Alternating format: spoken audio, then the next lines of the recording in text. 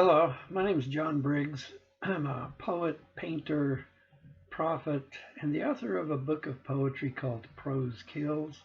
It's available on Amazon, or you can buy it directly from the publisher Stock. And I'd like to read a little bit from the introduction to that book.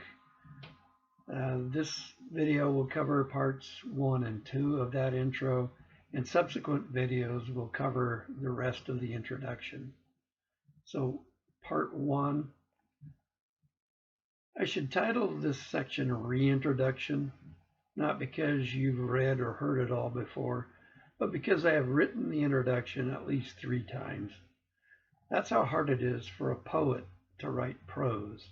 The words always want to jump to poetry and take flight. It's like an entomologist trying to pen a living butterfly to a specimen card. Can't be done, and shouldn't be even if it could. You first have to kill the butterfly. Anything else is unethical and impractical. Unethical because the butterfly is suffering, and impractical because it isn't holding still. And there you have it. To maintain an ethical position and observe a thing in stasis, prose, like science, must kill the thing it studies. Part 2. Let's start by defining what prose and poetry are and how they are different.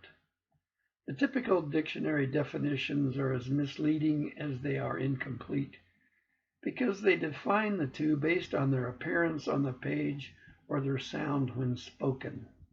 For example, prose is written or spoken language in its ordinary form without meter or metrical structure. And poetry is written or spoken language that uses meter, rhyme, line break, and wordplay. In other words, poetry is poetry because it looks and sounds like poetry, and prose is prose because it looks and sounds like prose. But these definitions are circular and assume we already know what prose and poetry are. It's also a perfect example of prose pretending it knows a thing or two about poetry when it clearly doesn't. Poetry comes from the ancient Greek poeia, meaning I create. It's the language of creation, of bringing something into existence that did not previously exist here. It's the language Jesus used to feed 5,000 people with 5 loaves and 2 fish. Prose comes from the Latin prosus, meaning straightforward or direct. It's the language of science and commerce, the language people use to manipulate, examine, explain, evaluate, and distribute that which already exists in this world. It is the language Grubhub would use to deliver fish and chips from skippers to 5,000 people. Poetry brings new things into being and exercises control over existing things by honoring the mystery that connects language and being.